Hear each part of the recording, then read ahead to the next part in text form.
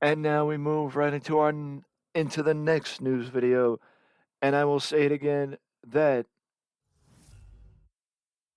um I will say it again that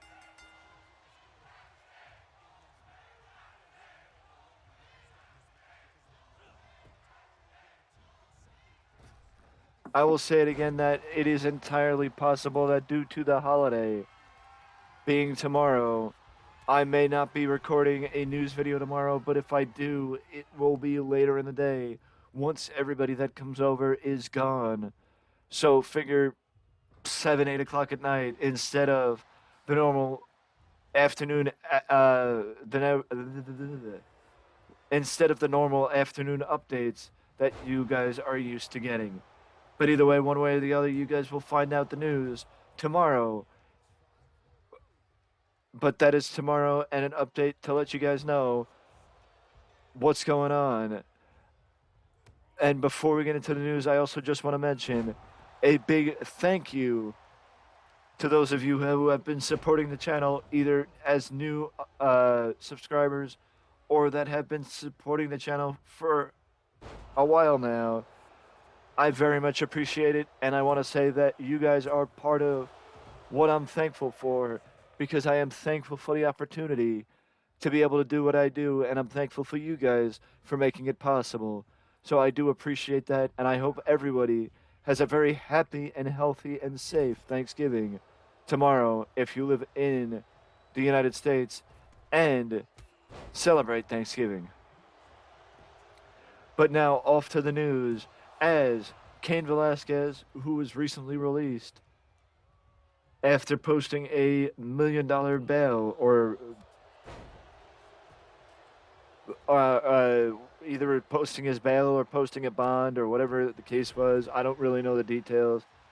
Either way, though, after getting approval from an Arizona state court system, he will be appearing at AAA's show in Arizona, which is number one surprising to me that AAA is actually going to be doing an international show. But also, it is great to hear that uh, he will be appearing at the show and that Cain Velasquez will once again be doing something in wrestling. But more shockingly, again, I don't know the details, and I will let you guys know any of the details as I get them.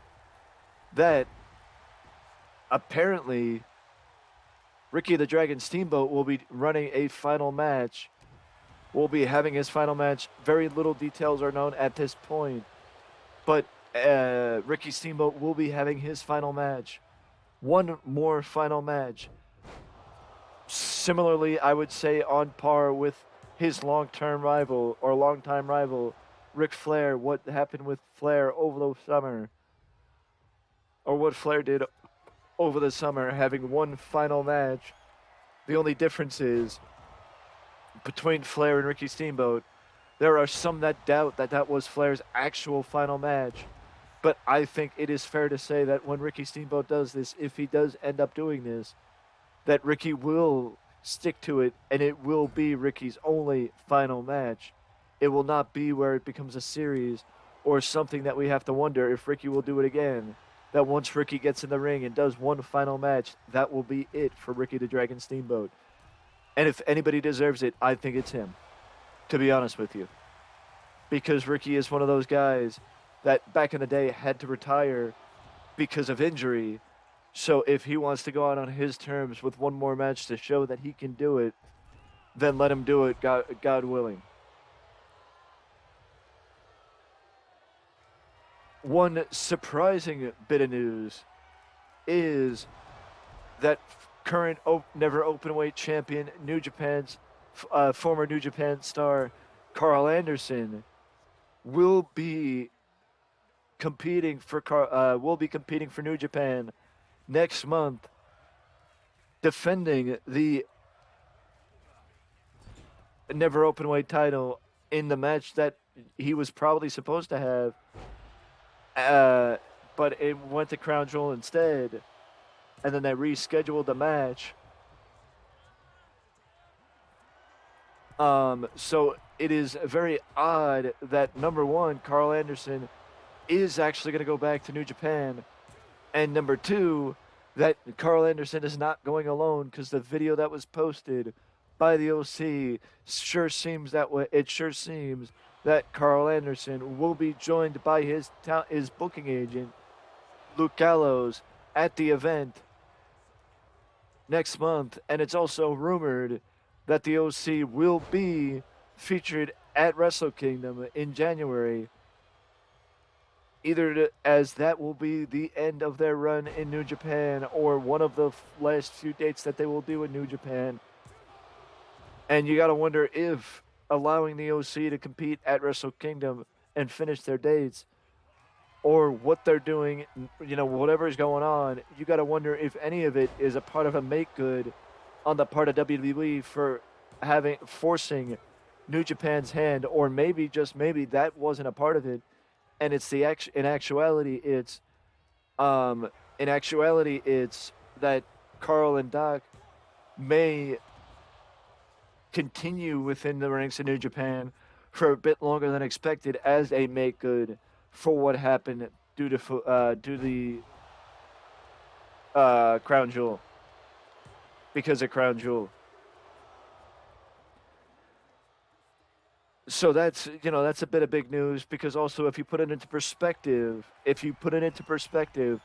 that means that AEW talent Kenny Omega, Stardom talent in Kyrie, and her opponent on the night, and Carl Anderson and Luke Gallows. So talent from Stardom, AEW, and WWE will be participating in New Japan's show on January the 4th. Wrestle Kingdom will host WWE, AEW, and Stardom talent from three different promotions under one roof, on one show in January, and that would be a banger way to start 2022. I mean 2023. Because also, if you think about it, the same thing's going to happen with Pro Wrestling Noah, but just spread out over the course of a few nights, with the talent coming in for Keiji Moto's retirement tour. The last thing I wanted to mention in this news video is there was news on it coming out of Full Gear. There was news on it because you knew it was going to happen, because of the fact that the Bucks were back.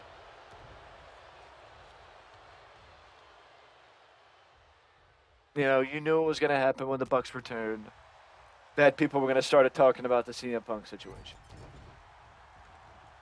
You knew that's how it was going to be.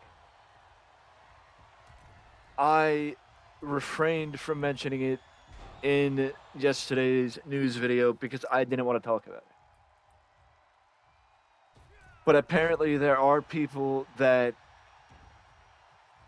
might believe that the situation with Punk and AEW was an elaborate work between Punk, AEW, the Bucks, and Kenny. I'm not saying it wasn't, but if it was, it would be considered, in my opinion, the same thing that WCW and Eric Bischoff tried to do back in the day with Brian Pillman, but when Eric tried to do it with Pillman, it didn't work. So if that's what Tony Khan is trying to do here, I applaud Tony Khan and the Bucks and Punk for keeping it close to the vest and making it like everyone believe what was going on. But in that situation, then you can't do a situation like this for a bit, because then you risk lessening the expectations and lessening every aspect of it. because the more you do it, the less people react when you do it again. I think it is legit. I think that CM Punk is actually bordering on leaving AEW, and not just leaving AEW, but leaving wrestling as a whole.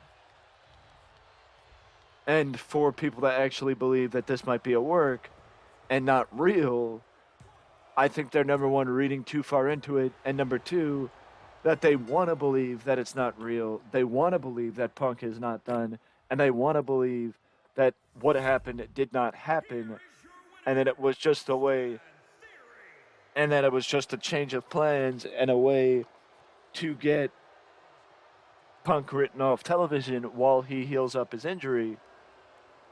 But I hate to break it to you, it doesn't seem like that's the case. And this is the last that we will talk about this Punk situation because, in my opinion, the ship has sailed. We've jumped the shark. It's time to move on and forget about what happened at All Out and focus on what's happening now, especially considering the fact that the Bucks and Kenny are back. They're going to be in the midst of a best of 7 match with Death Triangle, which I would say that the best way to book that series is Death Triangle maybe wins the first two, and then the doubt starts forming that maybe Kenny and the Bucks have lost a step. But you don't want to have the Death Triangle get too far of a lead in the situation unless there is story development to go along with it, because it would hurt Death Triangle in the long run if they take a 3-0. What, it's the best of 7 series? Yeah, so if they take a 3-0 lead and then they end up losing, that would make them look bad. So you can't risk doing that. I would say a 2-0 lead is one thing, a 3-0 lead is something completely different. Either way, though, these have been my thoughts on wrestling. Let me know your thoughts on the situations and everything pro wrestling down below. And I do appreciate the support. I do appreciate you guys sticking around and hanging out, and all the new people that have been joining. I appreciate it. I am very thankful for the opportunity I receive, and it's all because of you guys. So I do appreciate that. And I will see you guys again soon.